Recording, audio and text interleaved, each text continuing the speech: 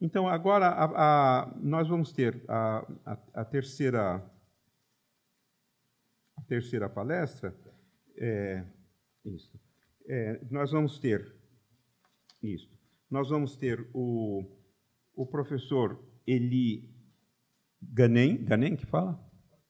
Pode escolher, né? O professor Eli Ghanem, que é um professor da Faculdade de Educação aqui da Universidade de São Paulo e nosso colega ilustre lá do Instituto de Estudos Avançados nessa cátedra, né? E o professor Luiz Carlos Menezes, os dois vão dividir o tempo da primeira palestra, né, que vai ser sobre o título A Ação do Professor como Profissional. E, por último, nós vamos ter a palestra da Caroline Tavares, que vai falar sobre a atratividade e carreira docente. A Caroline, ela foi convidada pela Fundação Itaú Social para representá-la nessa tarde, tá bom? Então, por favor, eu peço para os colegas Eli, Menezes, Caroline. Onde está a Caroline? Está aqui, né? Isso, por favor. E para a gente poder compor a mesa e começar os trabalhos. Eu espero que...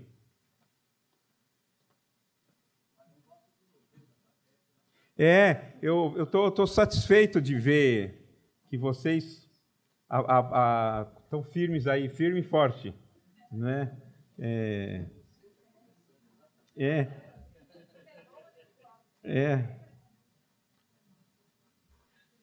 Maravilha. Espero que vocês tenham podido conversar entre os colegas. Eu tirei uma soneca, confesso, porque minha mãe, nós éramos 5 filhos e minha mãe, ela era dona de casa, né? O trabalho dela era em casa. E ela botava os 5 filhos para dormir e ela ia dormir. Depois que ela ia lavar a louça, enfim, cuidar da casa. E, sobretudo, os homens, nós éramos 3 homens, né? Um deles morreu já, meu irmão, Joãozinho. E a gente, sobretudo os homens, eu e meu irmão, ficamos com esse hábito aí da minha mãe. As mulheres, as minhas irmãs não têm tempo. Mas se bem que uma delas, a Carmita, ela dorme, não logo depois do almoço, mas ela arranja um jeito de dormir. Mas, enfim, então agora é o professor Eli que começa. É isso? Você que disse. Não, pelo que eu soube, é ele que combinado começa. Combinado é esse. Você começa. Os nossos 40 minutos serão 20 dele e 20 meus. Isso. Então, quando eu me manifestar, levantar a mão, fizer assim para o Eli, Me cutuca aqui. cutucar, significa que os 20 minutos dele estão terminando. Tá bom. Bom, boa tarde a todo mundo.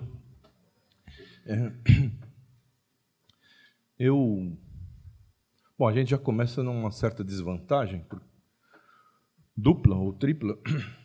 Primeiro porque acabamos de almoçar e dá sono, e é sábado à tarde. Depois porque o Lino legitimou dormir.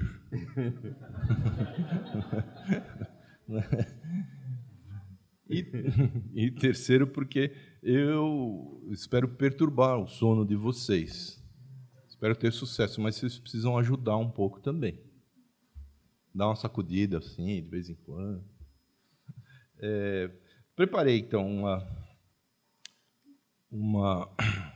umas palavras sobre professoras e professores como profissionais. Achei que era útil. Às vezes é útil, né? Remeter um pouco à origem das palavras, o que chamam de etimologia. E depois outros aspectos que me parecem importantes no assunto, e aí a gente conversa, né? Ver o que vocês acham dessas ideias. Bom, primeiro, a palavra eu escrevi de um jeito que eu acho que dá para ler como se não estivesse lendo. Tá bom? Então, a palavra em português, profeta, origina-se da palavra grega profetes, seu significado vindo de advogar ou discursar em público. Em latim, porta-voz, especialmente dos deuses. O profeta é um inspirado pregador ou professor, tem esse significado. Uma pessoa que falava o que ia acontecer mais adiante, ou em nome de alguém. Não é difícil constatar que a maior parte da prática docente se concentra em falar, o que merece ser revisto diante das contemporâneas indicações da importância de dialogar. Um professor tem uma atividade que deriva do latim professus, que significa declarar publicamente, afirmar perante todos.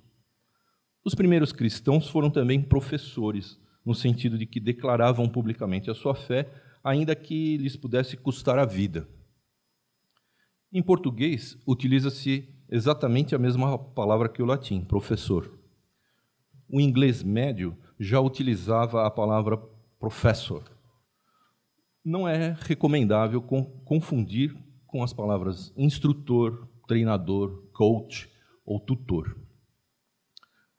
Já a palavra profissional, contudo, não tem uma origem tão antiga e deriva da sua matriz mais corrente, professor. Em geral, com o sentido de quem pratica um ofício. Como se vê, há uma raiz comum entre profeta, professor e profissional. Há uns 30 anos, um amigo emitiu uma definição imprecisa, mas acredito que útil.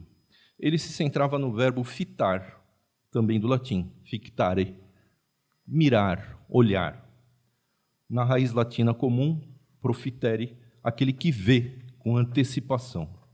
Essa capacidade decorreria de 3 tipos de saber.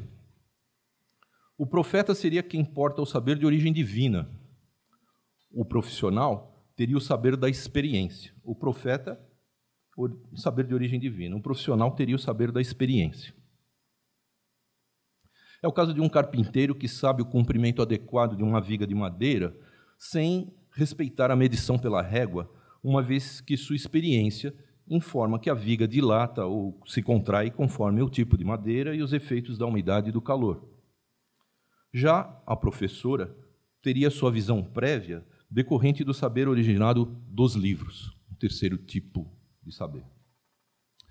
Ocorre que, com o fim da Idade Média, desarticulou-se um saber laico do saber sagrado e emergiu a ciência moderna, deixando de assentar-se em dogmas para se basear na observação dos fenômenos. Tal conhecimento seguiu sendo registrado em livros. Restaria, portanto, para caracterizar a pessoa que integra o magistério, o fato de professar a reflexão filosófica e o conhecimento científico e, concebendo ao mesmo tempo essa pessoa como profissional, associar esses saberes ao saber da experiência. Entretanto, a categoria do magistério de escola básica no Brasil, assim como em outros países, veio se mostrando distante dos conhecimentos dos livros, limitando-se muito àqueles chamados didáticos. Em parte porque seu envolvimento com a formação inicial e a continuada é amplamente admitido como frágil, episódico, incipiente e, às vezes, inadequado. Em outro sentido, como muitas pessoas da categoria frequentemente apontam, são os livros que aparecem como insuscetíveis de orientar o exercício da profissão ou, como se costuma dizer, estão distantes da realidade. Cabe, porém, fazer justiça aos esforços de pesquisa no campo educacional, sobretudo nas universidades, devendo-se ressaltar que uma porção muito significativa dessa produção está baseada em arguta observação das práticas escolares as mais variadas e nas situações mais adversas, em áreas de forte desigualdade e vulnerabilidade social. Mas livros resultantes de boa e rigorosa pesquisa são muito pouco acessíveis a docentes de educação básica, dadas as condições de trabalho e a forma como este é concebido, quase estritamente reduzido à ministração de aulas, sem tempo cronológico e psicológico para a leitura, a reflexão e a conversação. Para o trabalho da professora sobra, assim, o saber da experiência. Este, por sua vez, é acumulado na sua percepção solitária de árduos processos de tentativa e erro, ou é obtido por meios tortuosos e informais, pode-se dizer mesmo marginais. Esse saber da experiência é adquirido da consulta a colegas com mais tempo de profissão, nos curtos intervalos das aulas e nas caronas compartidas para outra escola ou para casa. Muitas vezes, esse saber da experiência é desconsiderado pelas secretarias de educação e por especialistas do mundo escolar. Estando bloqueado o saber dos livros, mantendo-se submerso e desprezado o saber da experiência profissional, o magistério se encontra diante de desafios que não são estimulantes, sendo antes motivo de angústia e aflição. Pois bem, profissionais trabalham. O que dizer dos sindicatos de quem trabalha? Para além da negociação coletiva de acordos específicos, a atuação do movimento sindical nos últimos 30 anos tem sido decisiva na negociação de grandes temas nacionais. É o caso da negociação da valorização do salário mínimo com o governo Lula. Foi acordada, em 2007, uma política permanente de valorização do salário mínimo até 2023, fundamental para retirar dezenas de milhões de pessoas da pobreza e promover a melhoria da distribuição de renda. Esse processo deu sequência às conquistas do movimento operário do século XX, consagradas na legislação voltada para a regulamentação das condições de trabalho, o que envolvia horários, trabalho de crianças e mulheres, férias, etc., também a legislação previdenciária e a instituição da Justiça do Trabalho, que julga um direito coletivo. Mas o papel ativo do Estado na economia e nas políticas sociais depende da ação dos trabalhadores. As políticas sociais, portanto, as políticas educacionais, inclusive, exigem a formulação de alternativas favoráveis, também formulação pelos sindicatos, assim como a ação conjugada de trabalhadores qualificados e não qualificados. Já no início do século passado, os dirigentes da AFL, American Federation of Labor, grande central sindical estadunidense, rejeitavam categoricamente a ideia de organizar trabalhadores desqualificados, constituindo apenas sindicatos por ofícios e não de indústrias. A exclusão dos chamados não qualificados, na prática, significava também a exclusão dos trabalhadores negros. Estes representavam menos de 3% dos sindicalizados. Porém, essa tendência à elitização se reverteu completamente e se alastrou. No Brasil e em muitos países, os sindicatos abrangeram crescentemente trabalhadores de baixa qualificação, coexistindo com segmentos dos altamente qualificados. Mas não foi suficiente para que a ação sindical interviesse decisivamente na proposição de políticas sociais como a educacional, a de saúde, a ambiental, a habitacional, etc. Em alguns países, os sindicatos são também controladores do mercado de trabalho, como eram as corporações de ofício medievais que controlavam o saber do trabalho artesanal, os territórios em que esse poderia ser exercido e seus produtos poderiam ser comercializados. No Canadá, hoje, até reparos de encanamentos domésticos não podem ser executados por qualquer pessoa, como no Brasil, onde algum leigo do tipo faz tudo pratica sem qualquer objeção. Lá, os sindicatos exigem a intervenção de um técnico autorizado e movem ações judiciais contra quem infringe a regra. Na Itália, por exemplo, mesmo trabalhadores da limpeza pública que lidam com resíduos sólidos, aqui chamados de lixeiros, contam com uma formação especializada e equipamento de proteção individual para serem autorizados pelos sindicatos à execução desses trabalhos. Esse tipo de controle do exercício profissional e do mercado de trabalho em nossa realidade praticamente se circunscreve às profissões liberais e a organizações que zelam por isso. São as ordens, ordem dos advogados, ordem dos economistas, etc., e conselhos federais e regionais de ética, como os de medicina, odontologia ou engenharia. Isso também já foi mencionado pelo professor Nilson pela manhã. O professorado não é abrangido nesses aspectos nem por aquelas organizações, nem pelos sindicatos. O controle é feito diretamente pelo Estado, mediante a apresentação de diplomas que não asseguram a qualificação necessária às tarefas profissionais. Isso condiz com o fato de os congressos sindicais do magistério não se caracterizarem por focalizar as políticas educacionais para além dos pontos relacionados aos padrões de remuneração. Não conseguem apontar caminhos para políticas educacionais de interesse dos estratos que se utilizam das escolas públicas. E quanto ao poder público e às políticas educacionais? Bom, finalizando, minha parte é menorzinha, né? Podemos dizer que essa tradição histórica de destituição do saber letrado, de desprezo do saber da experiência e de desamparo do exercício profissional pelos sindicatos corrói a capacidade de o professorado, como categoria, entrar no mérito das práticas de educação pública e de assumir a proposição criativa de políticas educacionais que sejam, ao mesmo tempo, favoráveis aos profissionais das redes escolares e aos grupos populacionais que deveriam se beneficiar da educação escolar. Aquela ideia do compromisso público que o professor Nilson destacou. Em decorrência, ficam obstruídas as tentativas de alianças entre a categoria do magistério, estudantes e familiares, isolando e fragilizando seus movimentos diante dos governos que a empregam. Vocês notam que é extremamente difícil conseguir uma aliança ativa dos movimentos docentes com a população de maneira geral, não é? Mesmo que ela apoie na opinião pública, o seu engajamento ativo é muito difícil, muito raro. Nesse contexto, veio se acentuando uma orientação governamental cada vez mais prescritiva, restritiva, minuciosa e burocraticamente controladora das práticas docentes.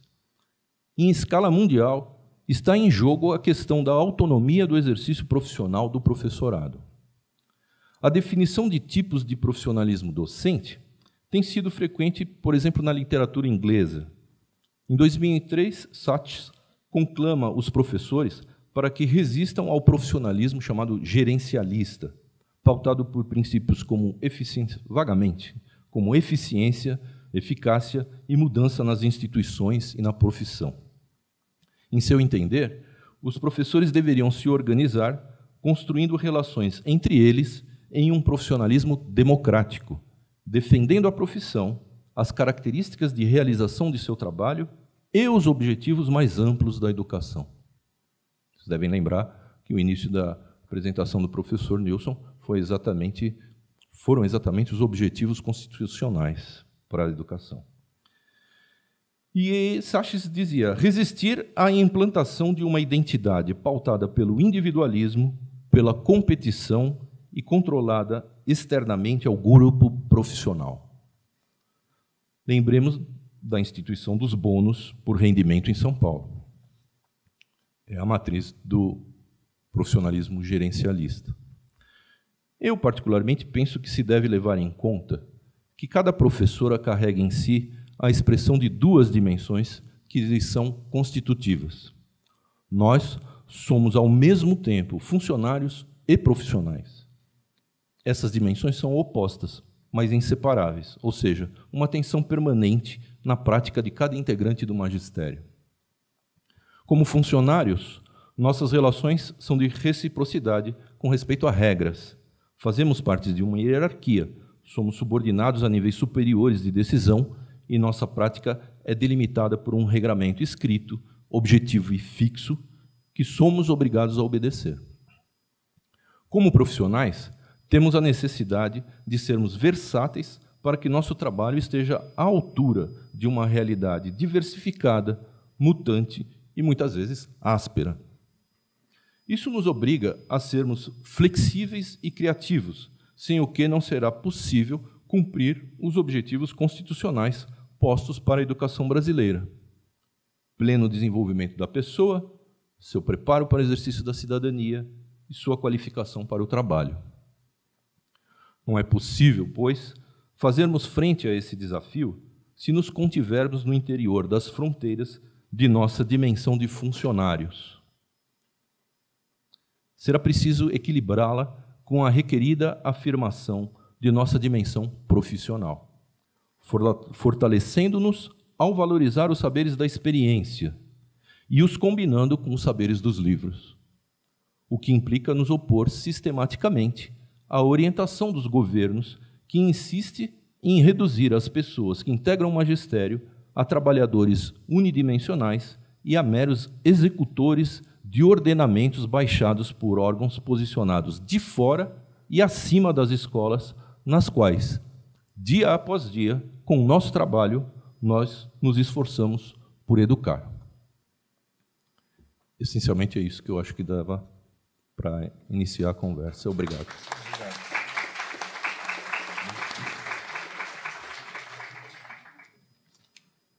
Maravilha. Ele teria ainda 2 minutos. Vejam que beleza. Professor Luiz Carlos Menezes, por favor.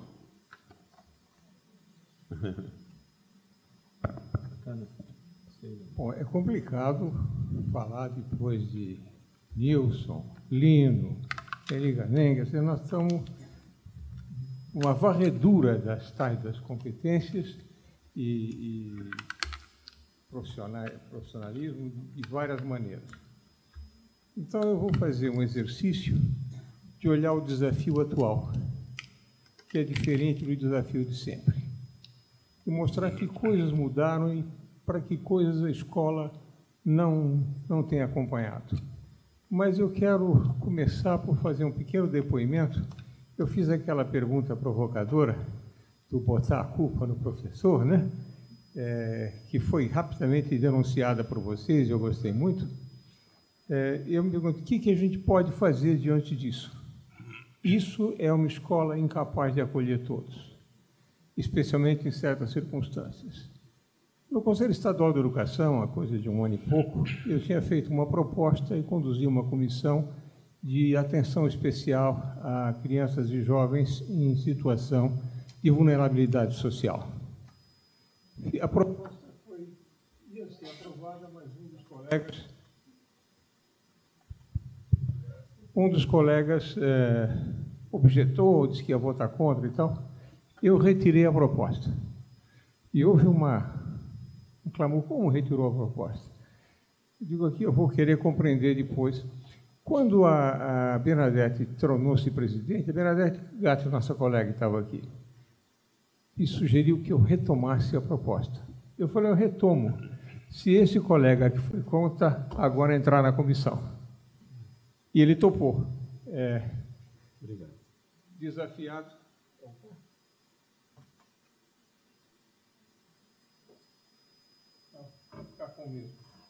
Desafiado, ele topou. E nós fizemos, sim, uma proposta que vai ser entregue agora ao novo secretário. A proposta inclui coisas do seguinte tipo: privilegiar para essas regiões socialmente mais vulneráveis as escolas em tempo integral.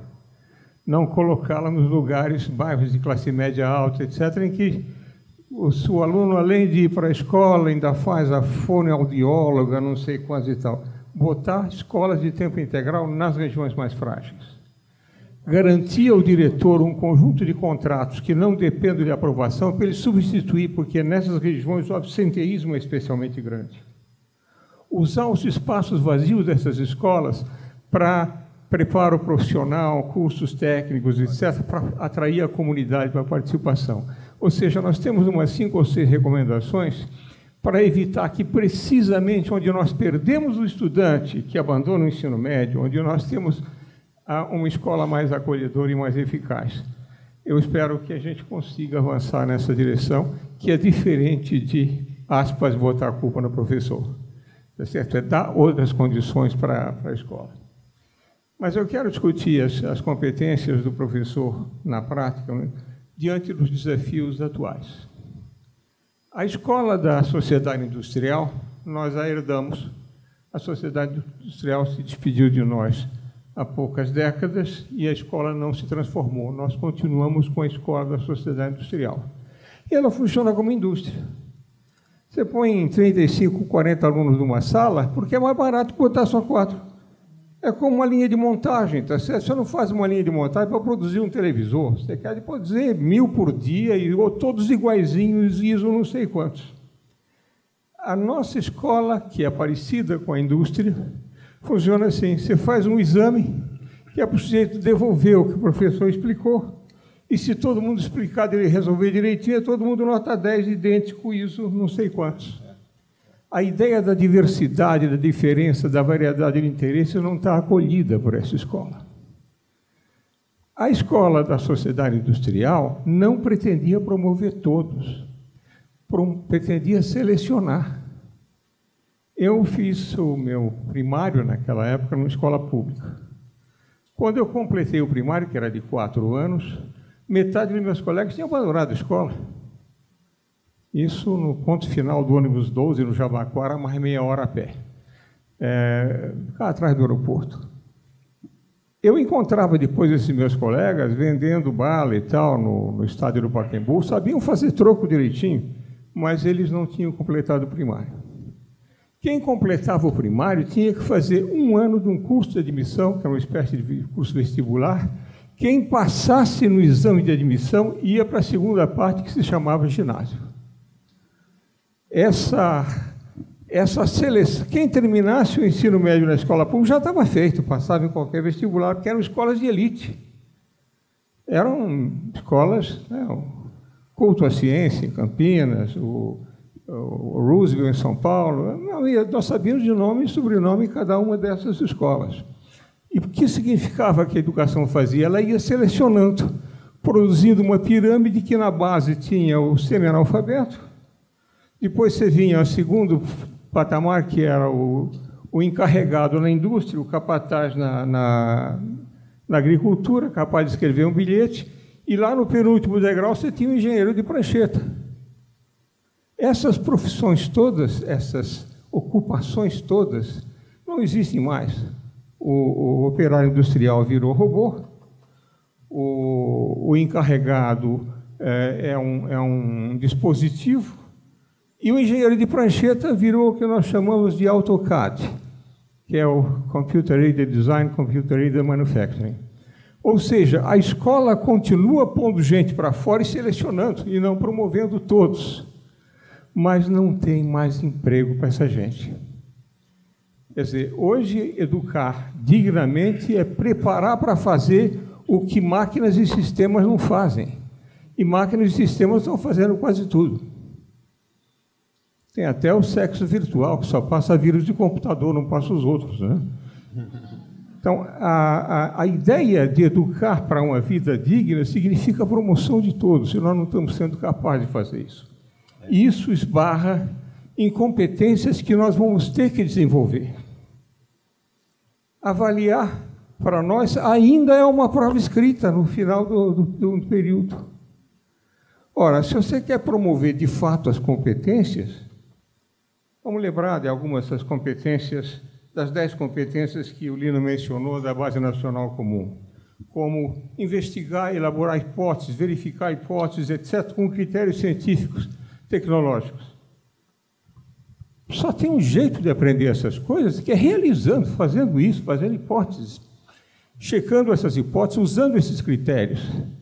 Mas, se tiver 35 alunos perfilados, um olhando para a cuca, para a nuca do outro, não vai desenvolver essas qualidades. Pega a penúltima, que é argumentar. Aprende a argumentar. Quem argumenta? Numa escola de cala a boca, moleque, ninguém argumenta. Então, se nós queremos desenvolver essas competências, nós temos que, de fato, dar oportunidade para que elas sejam exercidas. E para que elas sejam exercidas, a escola não pode ser a escola da passividade, tem que ser a escola da participação. E esse diálogo, mesmo o lado cognitivo, digamos, das competências. Aliás, vou dar mais um gole nessa água e vou usar a água como exemplo. A primeira das competências da base é compreender a realidade natural e social. Ora, usando critérios científicos, artísticos e outros, etc. Essa compreensão dos processos, vou pegar uma logo adiante que chama usar as linguagens das humanidades, das ciências, etc. e tal.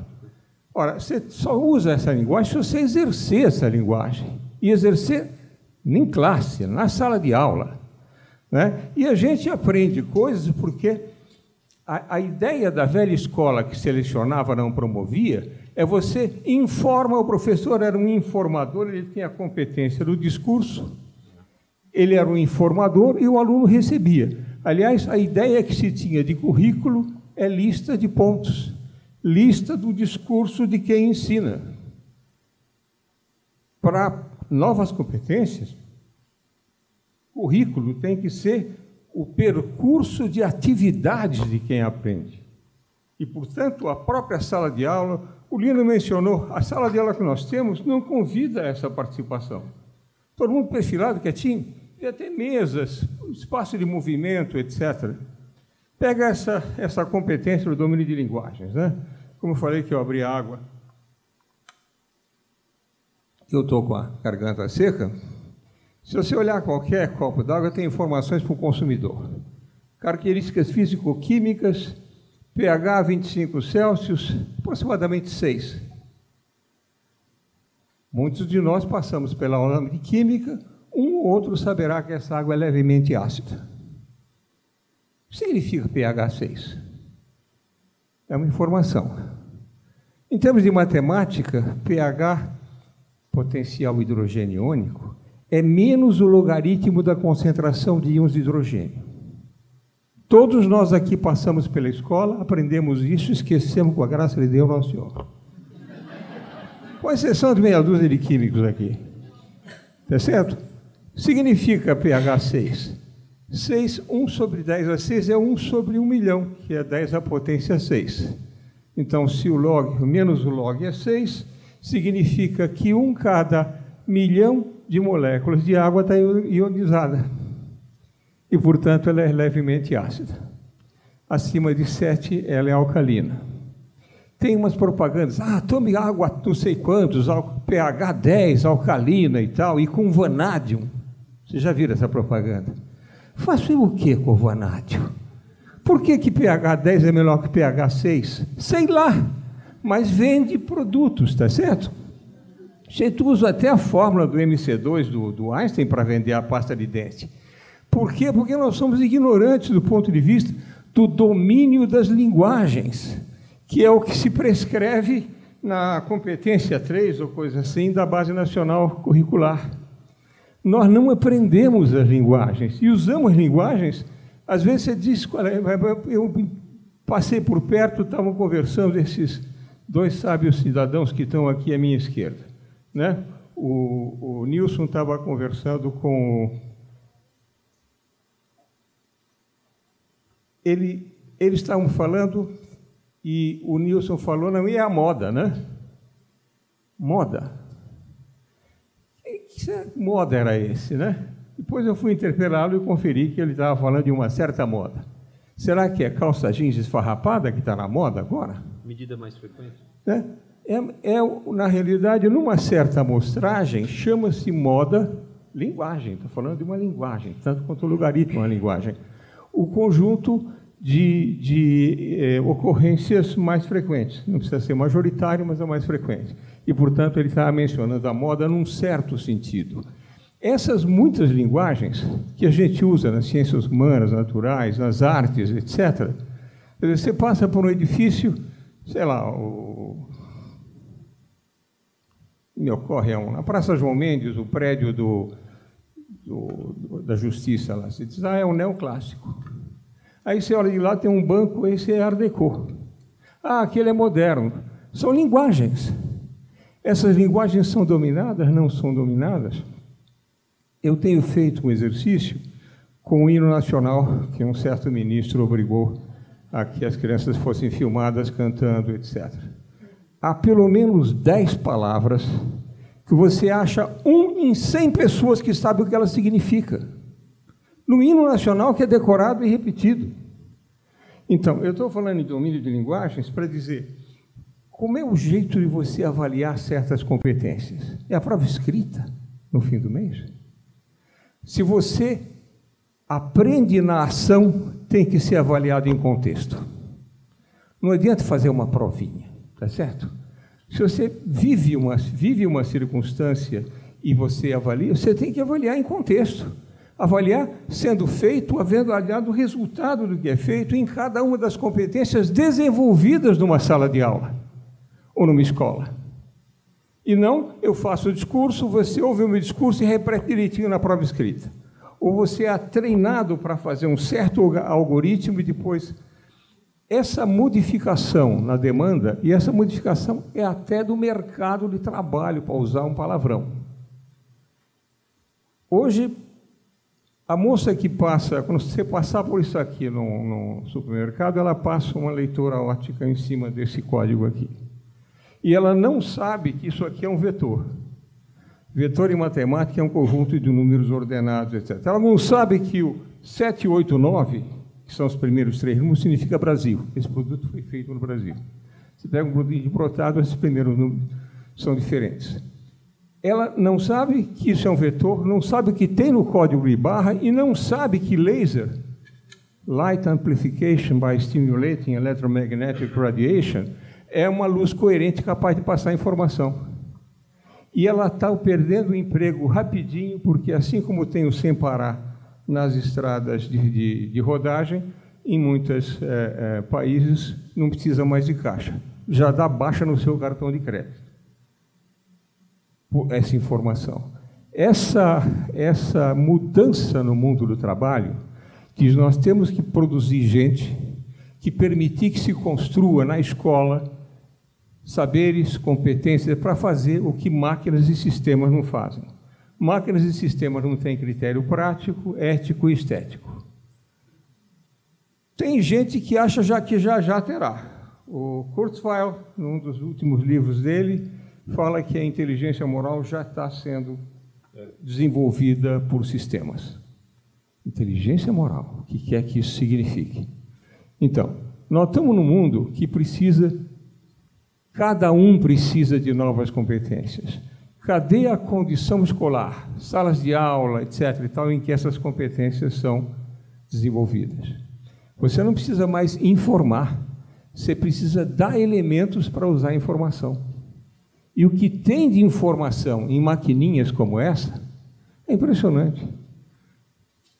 Semestre passado eu dei um curso aqui, nome pretensioso, Cosmo, Vida, Razão, Ciência, e é só do Big Bang até a 4ª Revolução Industrial.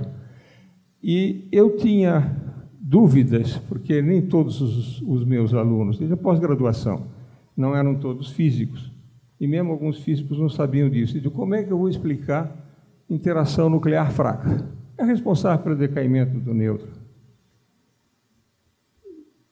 Sabe, quem sabe, né? Entrei aqui e digitei em português interação nuclear fraca, tinha páginas de sugestões como trabalhar isso, etc. Olha, eu estou falando de um curso de pós-graduação em ensino de ciências. Então, a escola que pretender informar já perdeu a batalha para essa maquininha. Você tem que saber informar-se. Ou seja, é uma competência importante aprender a informar. E o professor tem que ter a competência de orientar os estudantes para se informar. Porque navegar na internet também é navegar no lixo, né? Tem lixo de todo tubo, você tem que saber organizar isso. Essa nova atitude com relação à educação é o que tem de certo na tal da Base Nacional Comum. Tem coisas da base que precisam ser modificadas. 10 diferentes componentes curriculares para o Fundamental 1, quer dizer, a alfabetizadora tem que garimpar em 10 não, são 9.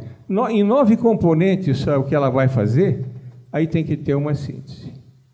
A mudança do ensino fundamental para o médio também tem um descompasso que precisa ser revisto. Mas isso tudo à parte, há um mérito nessa Base Nacional Comum, quer dizer, currículo tem que ser o percurso de atividades de quem faz, senão você não desenvolve essas competências. E o professor tem que estar preparado para isso.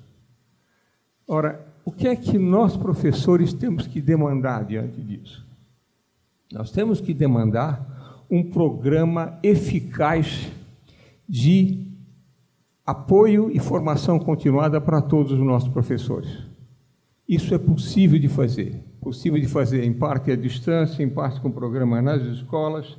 E, portanto, sem isso, nós sozinhos não vamos encarar essa barra. Nós fomos formados para instruir, para projetar um texto, para escrever no quadro, para discursar, e não para organizar fazeres em que essas habilidades e competências sejam desenvolvidas. E eu estou dizendo isso porque eu estou me desafiando o tempo todo para não ser um discursador nas minhas aulas. Como eu formo professores, os meus alunos dão aula nas minhas aulas. Eu dou as 2 ou 3 primeiras aulas, quer dizer, coordeno para saber o que é uma aula não expositiva, uma aula participativa e tal. A partir disso, eu preparo uma lista de temas, grupos de alunos pegam esse tema, trabalham 2 semanas.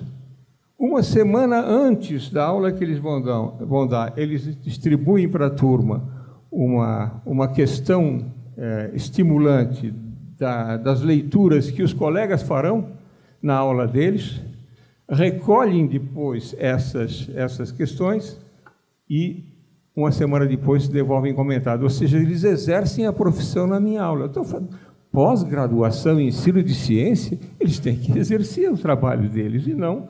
Agora, é possível fazer isso em todos os níveis. O melhor modelo de educação que eu conheço para desenvolver competências é a boa educação infantil. Na boa educação infantil, vocês conseguem imaginar crianças quietinhas, perfiladas, ouvindo a professora discursar? Elas conversam, desenvolvem, etc. A professora, sim, coordena atividades, propõe teatro, canto, dança, fazeres práticos, etc. Mas quem faz são as crianças. O papel, fazendo uma metáfora teatral ou cinematográfica, o papel da professora é a produtora, como quem produz um espetáculo. Às vezes, ela faz a direção de cena, né? E muitas vezes ela é protagonista mesmo, mas muitas vezes quem protagoniza é uma criança com uma ideia, com uma pergunta, etc. Ela vira coadjuvante.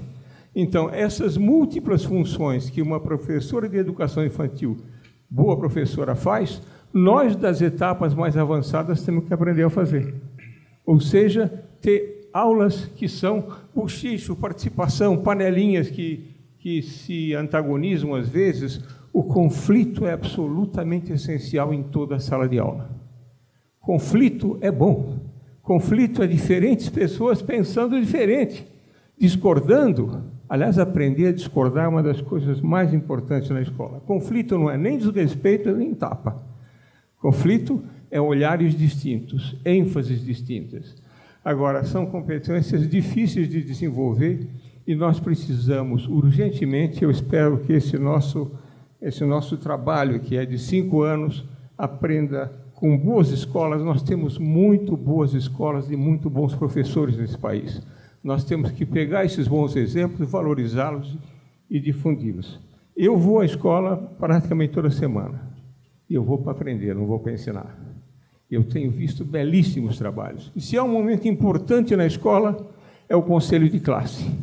No conselho de classe, a criança é alguém com uma certa personalidade, ou com problemas, e não simplesmente 3 em matemática, 7 em português. Esse repensar da escola está na ordem do dia. Nós precisamos de apoio para fazer isso. Eu espero que o trabalho que nós vamos desenvolver nos próximos anos, né? Eu brinquei numa conversa com a Ângela, eu falei, na minha idade, entrar num programa de 5 anos é uma demonstração de otimismo, né? Espero que nós ou quem nos substitua depois consiga. Muito obrigado.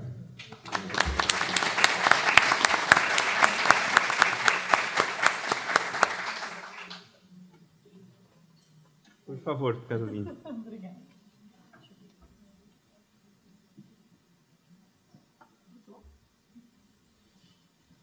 Olá? Não. Não? Sim. Sim. Boa tarde, pessoal. Deixa eu só colocar a apresentação aqui. O que eu estou fazendo de errado? É aqui? Modo leitura? Não. Desculpa, alguém me ajuda. É aqui? Ah, ótimo, perfeito. Aí eu não estou achando aqui. Pronto. Obrigada, gente. Pessoal, meu nome é Caroline, pode me chamar de Carol. Eu sou professora de língua portuguesa, sou goiana. Trabalhei por 9 anos em sala de aula na rede pública de Goiás. Depois disso, eu fui fazer o meu primeiro mestrado, que era em Teoria da Literatura, porque eu sou uma professora de letras, também na Universidade Federal de Goiás, que foi onde eu me formei na graduação. E aí, quando eu voltei do meu primeiro mestrado, eu fui trabalhar no governo, na Secretaria de Educação, de 2011 a 2014. E foi um aprendizado muito grande sair da sala de aula e ir trabalhar num governo que estava tentando propor um projeto de reforma educacional. E a gente trabalhou muito durante esses 4 anos e eu aprendi bastante. E o nosso objetivo era realmente melhorar os resultados educacionais de Goiás. O resultado do trabalho que a gente realizou foi que a gente conseguiu ser a melhor rede pública do Brasil nos resultados do IDEB a partir de 2014. E, quando eu encerrei o meu ciclo na gestão, eu fui estudar... eu estava muito apaixonada por formação de professores e desenvolvimento de lideranças, porque o meu primeiro projeto na rede de Goiás foi: essas são as escolas que têm mais dificuldade na rede. E você tem a obrigação, esse é o seu trabalho, a partir de agora, ajudá-las a melhorar. E eram 42 escolas. E a diferença entre as escolas que conseguiram mudar os seus resultados e as que não conseguiram foi basicamente a qualidade da liderança da escola. Então, eu fiquei muito encantada em entender mais sobre como que adultos, professores, aprendem e como que a gente desenvolve lideranças nos professores e nos gestores para que eles consigam, sim, ser os protagonistas dos próprios resultados e do próprio plano de ação da escola. E aí, por isso, eu fui estudar fora do Brasil. Eu fiz meu segundo mestrado em formação de professores e desenvolvimento de lideranças educacionais. Eu fui estudar em Colômbia, em Nova York. Eu fiquei lá de 2014 a 2017, quando eu voltei para o Brasil, e aí eu vim morar em São Paulo.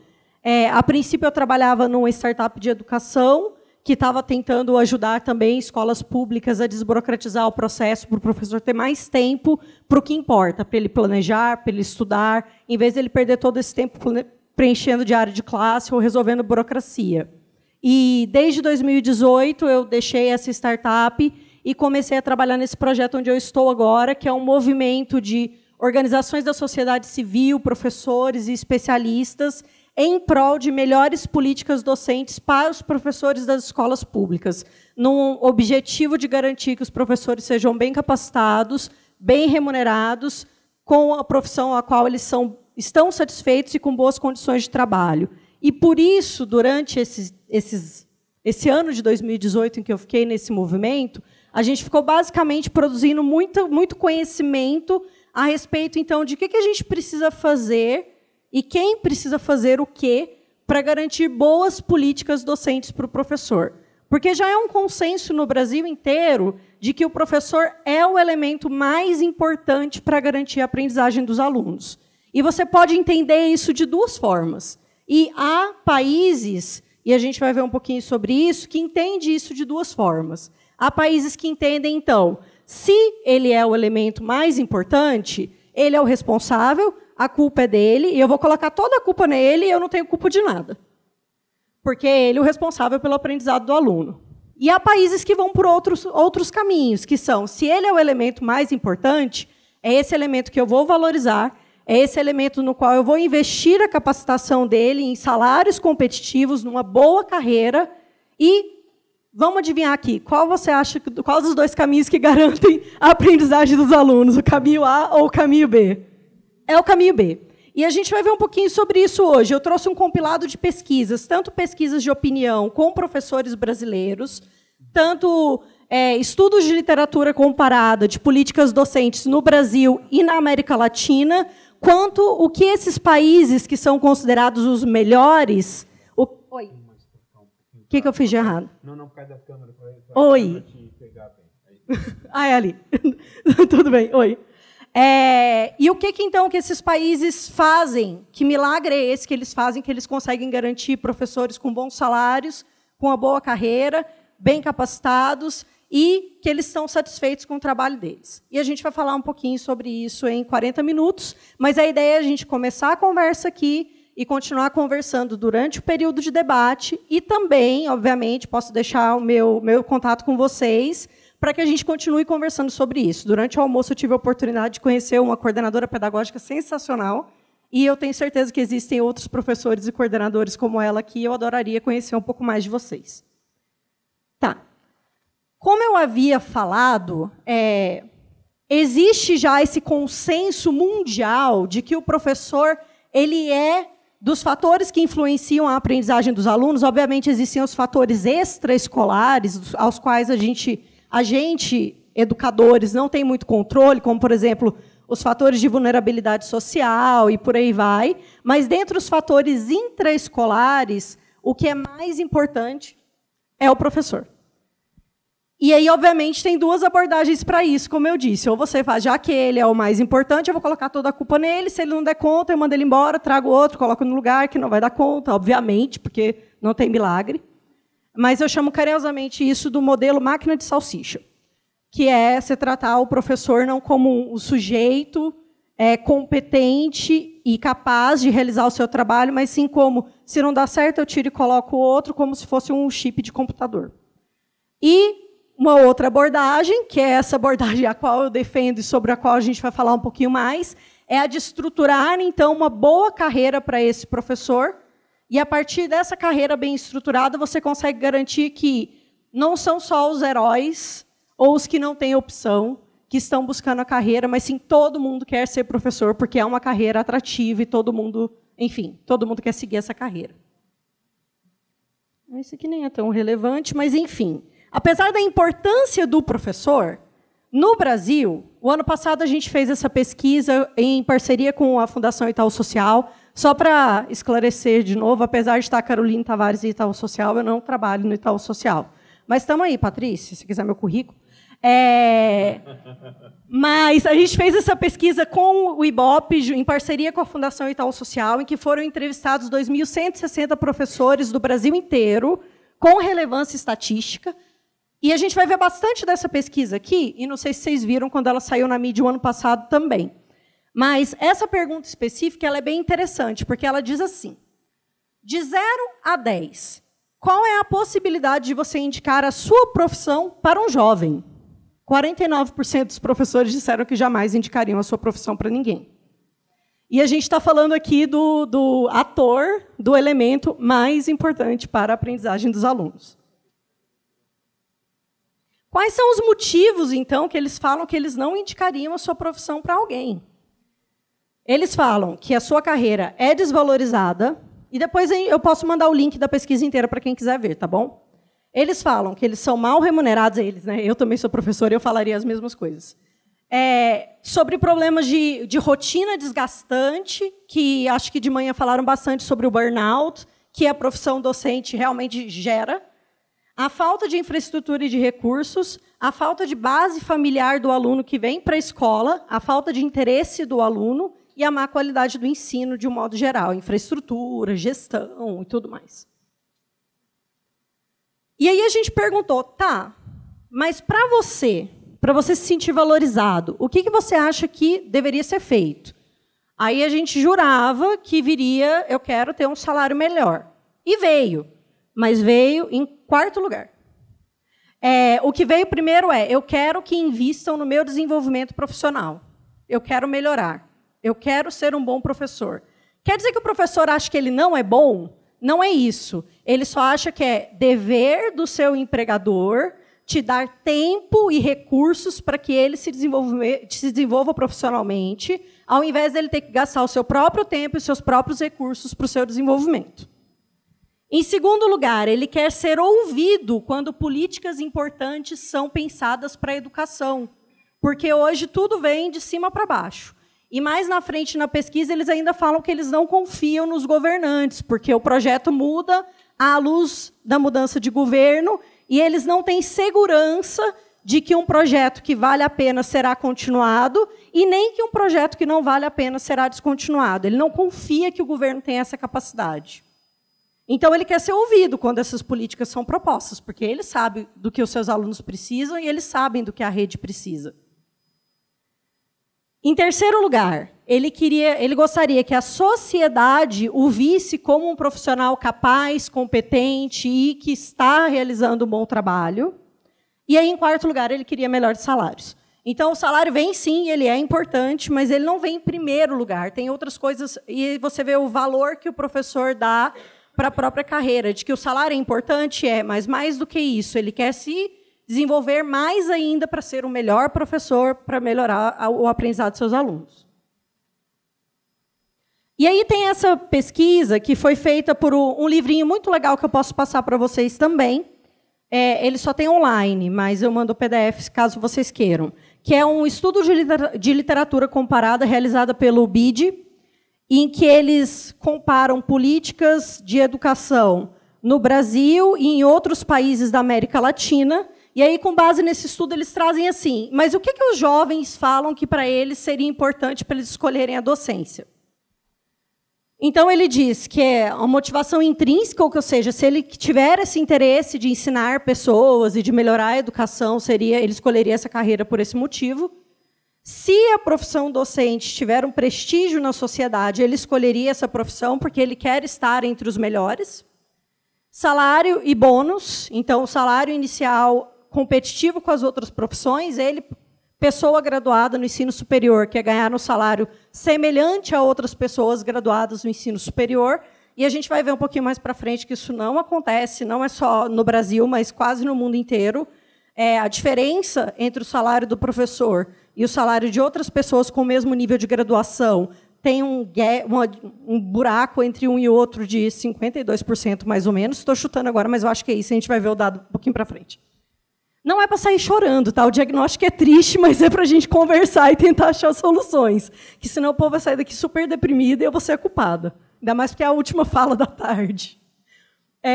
As oportunidades de crescimento profissional para eles são importantes também e as condições de trabalho. Tá.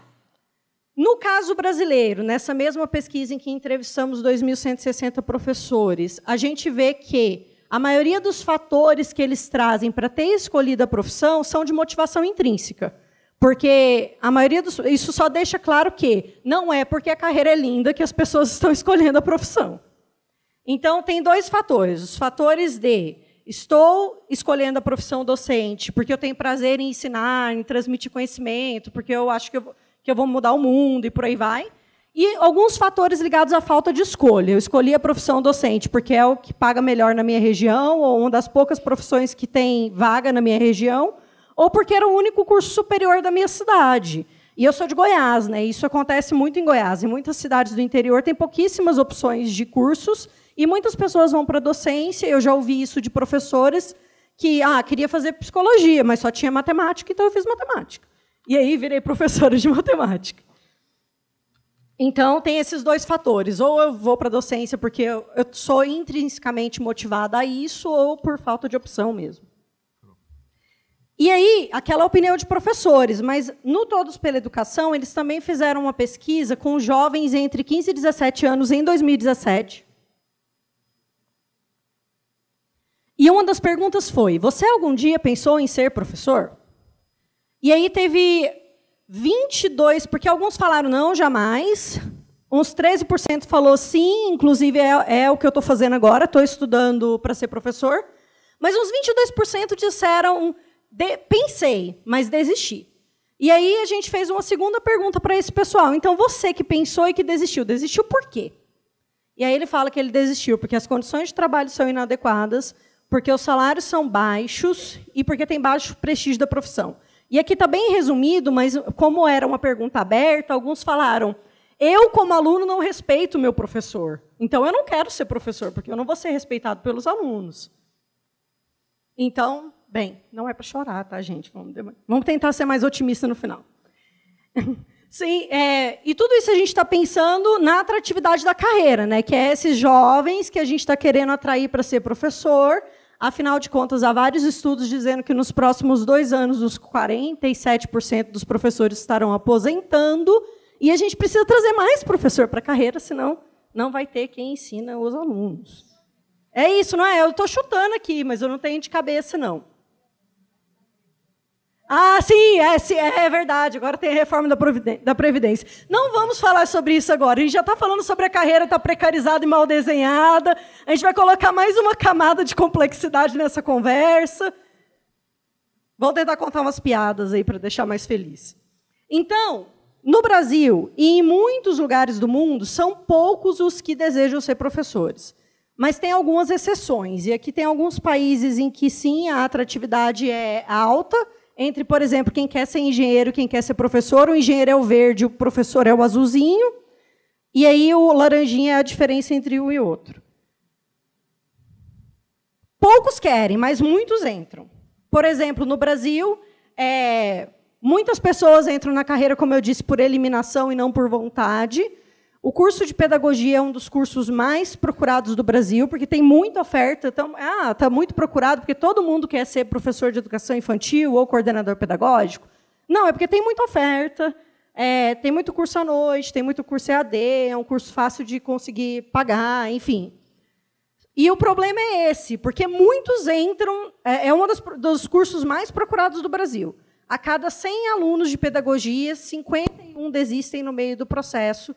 Dos que se formam, menos da metade decide ir para a escola, para trabalhar como professor. Então, muitos entram, mas se sair e resolver ir para dar aula é uma outra história. E aí, falando de pedagogia, quando a gente olha as licenciaturas específicas, aí é outra história. E realmente tem áreas em que estão faltando professores. Enfim. E ainda... Para complicar, então, a nossa situação, lembra dos 49% que não indicariam a sua carreira para um jovem de jeito nenhum, né? A Varkey Foundation também fez uma pesquisa com o Brasil e com outros 35 países, eu acho, e aí eles fazem um index, que é um conjunto que mostra o prestígio da profissão docente naquele país. Adivinha onde o Brasil está? Está em último, junto com Israel. Desde a última pesquisa. Então, nesse sentido de que não há um prestígio associado à profissão pela visão da sociedade. Então, e a gente está pensando em atrair mais pessoas e tal, tudo isso que a gente está falando. E convencer, nem é só atrair, né? Que atrair, você convenceu ela a entrar na faculdade. Convencer ela a terminar e depois que ela entre para ensinar. Os primeiros quais são? Opa, vamos... Pera, aqui. China... Malásia, Taiwan, Rússia, Indonésia, Coreia, Turquia, Índia e por aí vai. Ásia. E tem essa pesquisa feita pela McKinsey, que eles entrevistaram vários alunos, vários jovens no ensino médio, e esses jovens eram jovens com excelente desempenho acadêmico no ensino médio, perguntando para eles o que faria você ir para a profissão de professor. E aí ele fala, qualidade dos meus colegas de trabalho. Então, eu não escolheria a docência, mas porque eu procuro uma profissão em que eu olhe para os meus colegas e eu perceba que eles são tão bons quanto eu, porque esses são os melhores desempenhos. E aí eles queriam estar juntos com colegas tão bons quanto ele. Ele quer prestígio na profissão dele, um ambiente de trabalho desafiador e treinamento de alta qualidade. E desses, o que faria eles talvez virem para a docência? Eles falam, se alguém pagar o meu curso, talvez eu venha. E é isso que a Singapura faz. Tá? Eu estava lá no final de janeiro para ver que milagre é aquele milagre de Singapura. Quando você entra, só tem uma faculdade que forma professores no país. O país é mini, né? É menor que o estado do DF. Enfim, mas só tem uma faculdade que forma professores lá, uma excelente formação, e esses alunos são muito bem selecionados, e eles já são selecionados pelo governo. Então, quando eles entram no programa de graduação, eles já estão empregados pelo governo como professores. Eles ganham durante toda a graduação para fazer com salário de professor, e aí depois eles já são alocados na escola. Os melhores são alocados nas escolas que mais precisam. Se ele decidir desistir, ele tem que devolver todo o dinheiro. É justo, concordo. E eles acreditam que se tivesse uma campanha de marketing falando sobre a profissão, para que ele entendesse, quebrar os mitos do que é a profissão e ele entender realmente sobre a profissão, talvez ele também decidisse ser professor. Isso pensando em elementos para atrair ele na carreira, mas outros também ele traz, que se ele tivesse garantia de que o salário era atrativo, ele também iria para a profissão. Sério.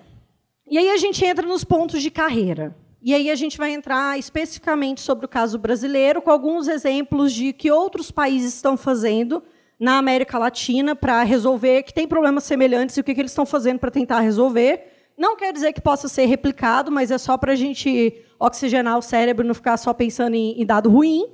E um pouquinho do que os países com excelente desempenho, como Singapura, o que eles fazem, então. Uma das coisas é o que eu falei aqui. Eles já contratam, eles recrutam o aluno do ensino médio, os melhores, com salário para estudar e para ser professor. E o salário, assim, não é o melhor salário, mas é extremamente competitivo com as outras profissões. Sobre remuneração e planos de carreira no Brasil, então. Os planos de carreira, no geral, estruturam-se de modo a ofertar vencimentos iniciais baixos, carreira longa e pressão fiscal nos entes federados. Então, o que funciona é assim, você ganha um piso no começo, basicamente, a carreira é gigante, para você ter um salário melhor, você tem que passar pela carreira inteira. Tem alguns estudos que mostram que grande parte dos professores ficam como eu, uns 9 anos na carreira, e depois vão procurar outras coisas para fazer. E a gente vai falar sobre isso também um pouquinho, porque como a carreira é extremamente linear, se você quer outros desafios, mesmo que ainda seja na área da educação, você vai ter que procurar outros desafios mesmo, porque a carreira docente não te proporciona. E aí eu vou mostrar alguns exemplos de carreiras mais atrativas em outros lugares do mundo, em que você pode continuar sendo professor, mas também trabalhar um pouco na liderança da sua escola, ou você pode trabalhar no ministério, no governo, e por aí vai, e depois voltar para dar aula. Enfim, é uma carreira que propicia esses caminhos diferentes. Beleza. E aí, naquela pesquisa de 2.160 professores, a gente perguntou, então, para o professor qual era a sua renda mensal média. A renda pessoal é de 4.500, em média, familiar de 6.900. As pessoas, dos 2.160 pessoas entrevistadas, não surpreendentemente, a maioria eram mulheres. E, talvez um pouco surpreendentemente, a maioria era o maior salário da casa. E aqui é aquele gráfico que eu falei para você da diferença média entre o rendimento do professor e de outros profissionais com formação semelhante. É 52 mesmo, eu acertei, achei que eu estava chutando. Então, um engenheiro no começo da carreira e um professor no começo da carreira tem necessariamente uma diferença de 52% do salário inicial. E isso impacta muito na atratividade. Na atratividade, sim. Quando tem um estudo da OCDE do ano passado, em que eles analisam os resultados do PISA, principalmente o questionário respondido pelos alunos, e eles falam que tem muitos países que resolveram aumentar bastante o salário do professor com o objetivo de atrair os melhores para a carreira. O que aconteceu foi que eles conseguiram atrair mais homens para a carreira. Então, é uma profissão tipicamente feminina, se você aumenta o salário, mais homens querem ser professores. Mas não necessariamente eles têm desempenho melhor. Então, na verdade, a maioria não tem desempenho melhor do que as pessoas que já queriam ser professor, mesmo com salário normal. O que os países que conseguiram realmente melhorar melhorar a atratividade de modo a fazer com que os resultados dos alunos melhorassem, eles atrelam isso a um excelente plano de carreira que dá um bom programa de desenvolvimento profissional aos professores e incentivo para que eles tenham progressão de carreira atrelado a eles serem melhores professores. E não necessariamente só aumentar o salário. E aqui, pensando no salário anual do Brasil e de outros países. Pensando no piso salarial especificamente, o salário brasileiro seria 13.971 dólares, em média. Quando a gente compara esse salário, a gente colocou em dólares porque a gente estava olhando de outros países também. Por ano deve ser, é por ano, gente. É anual. Quando a gente olha esse mesmo dado dos países que têm o melhor desempenho, dá para ver que está um pouco diferente, né? E quando a gente olha para países que têm um perfil socioeconômico semelhante ao do Brasil, mesmo assim o nosso ainda é menor. Comparado com o piso, lembrando que nem todas as redes cumprem, o salário inicial do professor é necessariamente o piso, tá bom?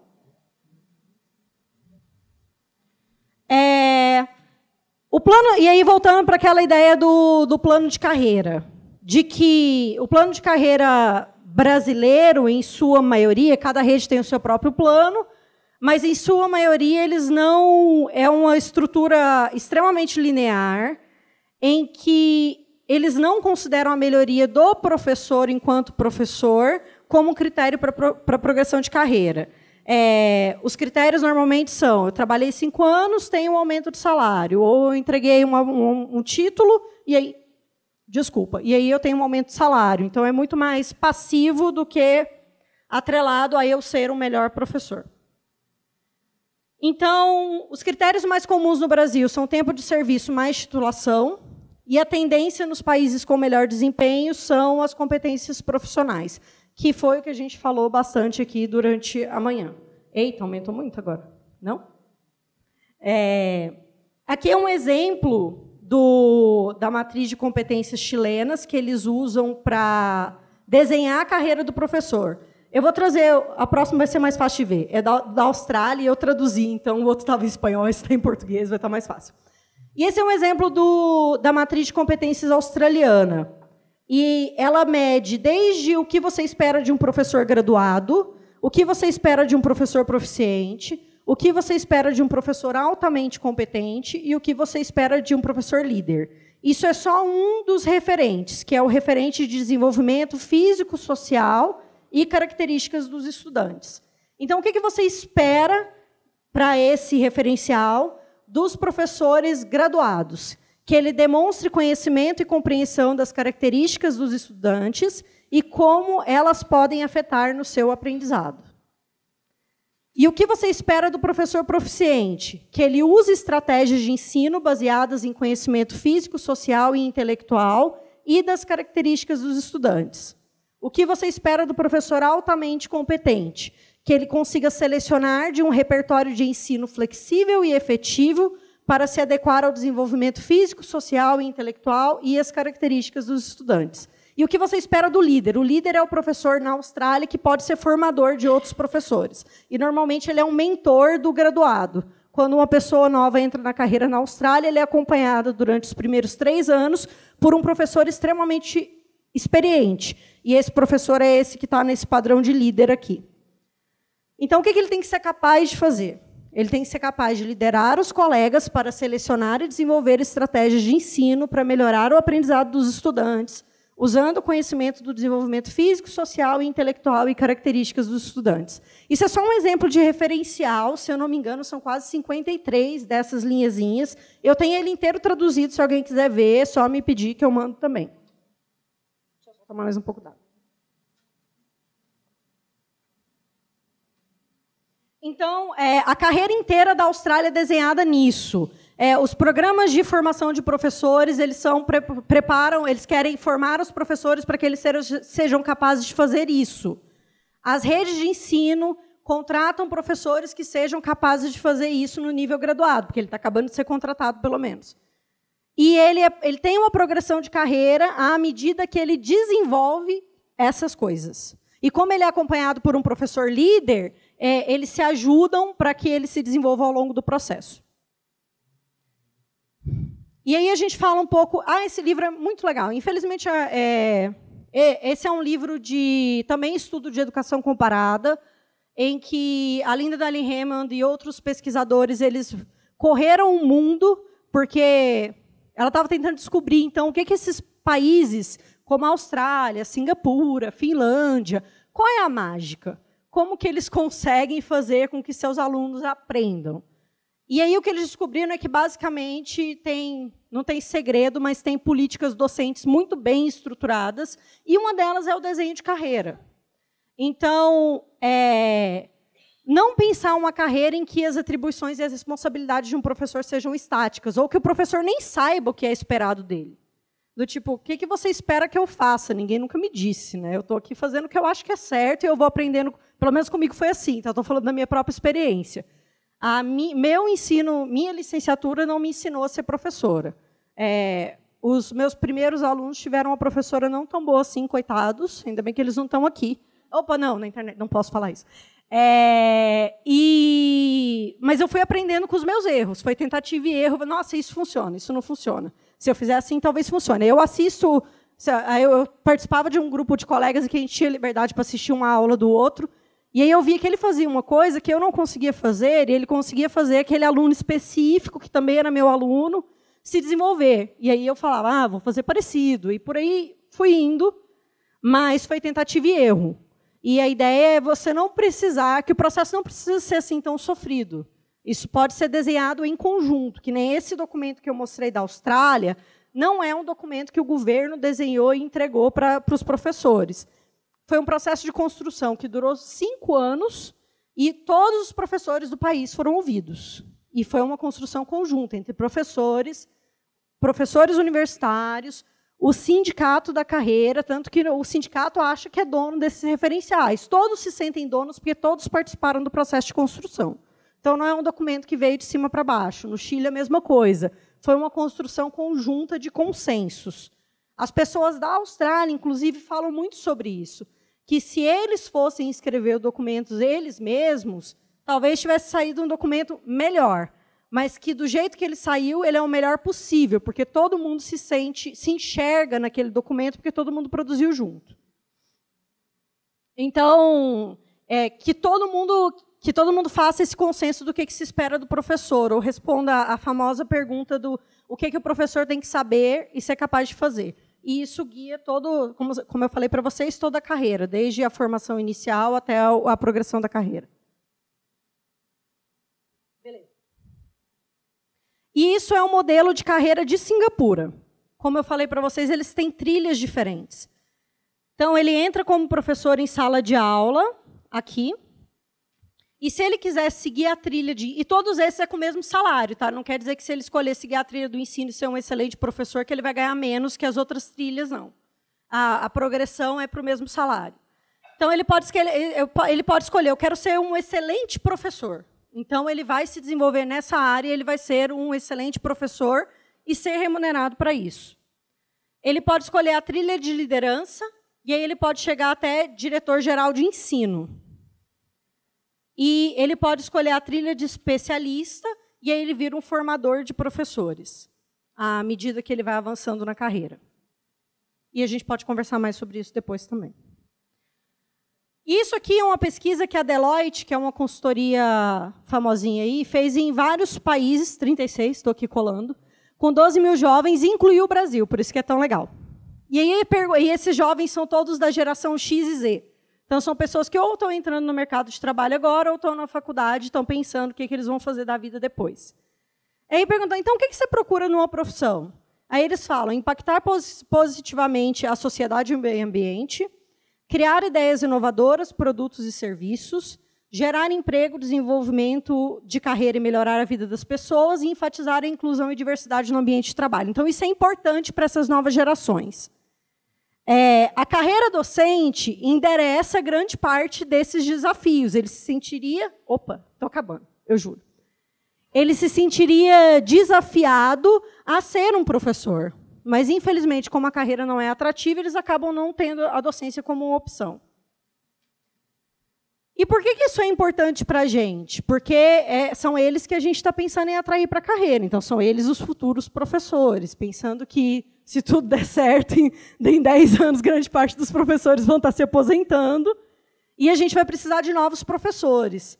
E esses jovens estão procurando uma carreira que cause impacto social. E eu desconheço carreira que cause tanto impacto quanto a docência. Então, como que a gente faz essa carreira atrativa o suficiente para que eles venham para a docência, já que é isso que eles querem, e eles vão se sentir desafiados? É mais para a gente pensar também, principalmente, que esses jovens, eles não pretendem ficar muito tempo no mesmo emprego. Há muita rotatividade. Então, a média... Tem esse gráfico aqui? Não. a média de permanência em alguma profissão, nem estou falando de docência, não, numa profissão para eles, assim, se eles ficaram 5 anos, eles ficaram muito tempo no mesmo lugar. Então, é tanto repensar a carreira toda para ser atrativa para eles, que uma carreira linear, em que ele entra dando aula, ele sabe que ele vai aposentar dando aula, ele não ficaria muito tempo. Então, repensar realmente em um desenho de carreira, talvez, baseado no modelo de Singapura, em que ele tenha outros caminhos dentro da própria carreira. Beleza. E aí a gente vai falar de contratos temporários, que é um outro problema da remuneração e dos planos de carreira. Existem redes no Brasil em que a quantidade de temporários chega em 60%. E existem redes como a da qual eu vim, em que os contratos temporários ganham menos que o piso salarial. Então, é financeiramente viável você ter muitos contratos temporários, porque é uma carreira extremamente precária, em que não há nenhuma estabilidade, no sentido de que eu vejo vários relatos de contratos temporários que são tirados de sala de aula no meio da aula, nem espera terminar a aula, e o contrato pode ser quebrado em qualquer momento. Então, não há evidências de se isso é bom ou ruim, se ter contrato temporário é bom ou ruim, se é efetivo ou não para a aprendizagem dos alunos. Mas, pensando do ponto de vista da precariedade do trabalho, pensando em pessoas que estão ganhando menos do que o piso salarial e são pessoas com ensino superior, é preciso pensar isso também. E a gente sabe que muitas redes não conseguem fazer concurso porque o concurso é caro, e aí você faz um concurso e você não consegue aprovar quase ninguém, porque a carreira não é tão atrativa, os melhores professores não escolhem a docência nas escolas públicas, e por aí vai. Então, tudo isso precisa ser repensado. O buraco é muito mais embaixo. Quando você começa a cavar, você acha mais desafios ainda embaixo de outras camadas de desafios. Mas são coisas que a gente precisa começar a encarar se a gente está dizendo que a gente quer profissionalizar a carreira e que a gente quer garantir professores bem capacitados, bem remunerados e com boas condições de trabalho, não só porque isso é ser bonzinho, mas porque isso é essencial para o aprendizado dos alunos. E esse é o nosso objetivo final. Voltando também, pensando em precarização da carreira, também a ideia de jornadas muito curtas. Muitos professores não conseguem garantir 40 horas semanais de trabalho. A docência é bico para muitos professores. E aí, pensando na ideia de que tem-se o senso comum de que qualquer um pode ensinar, para muitos profissionais a docência é bico mesmo. Vou dar umas aulinhas aqui à noite, eu sou engenheiro. Se tiver algum engenheiro aqui, não me mate. Sou engenheiro, mas vou dar umas aulinhas à noite aqui para ganhar um dinheirinho a mais. E a ideia de ter essas competências específicas do professor desenhadas é também importante para mostrar que a carreira não é para qualquer um, que não é só porque você é bom em matemática que você consegue ensinar, que existe muito mais além disso. Você tem que entender aquele aluno que está na sala de aula, você tem que entender o processo de ensino-aprendizado que acontece na cabecinha dele, entender quais são os erros mais comuns que ele comete e quais as intervenções que você pode dar para cada um desses erros. Então, há um conjunto de conhecimentos específicos que só a docência tem. Então, não pode ser para qualquer um e não pode ser considerado como bico. Naquela pesquisa que a gente fez, a média de horas trabalhadas do professor são 31 horas semanais. 1/3 desses professores dão aula em mais de uma escola e 42% deles não têm tempo extra-classe remunerado para desenvolvimento profissional. Então, não tem mágica também, né? Você quer garantir, professores bem capacitados, mas você não dá tempo para ele estudar, e você não oferece o desenvolvimento profissional satisfatório. E aqui é aquele gráfico que eu falei que ele considera... não, esse não é aquele que eu falei. Ele fala que, sim, 76% dos professores acham que tem que ser responsabilidade da secretaria oferecer tempo e um desenvolvimento profissional relevante. E eu terminei, 2 minutos antes. Obrigada, gente. Daí a gente pode continuar a conversa depois. Tem muita coisa que eu deixei de fora porque o tempo era curto, mas a ideia é a gente continuar conversando, gente. Obrigada.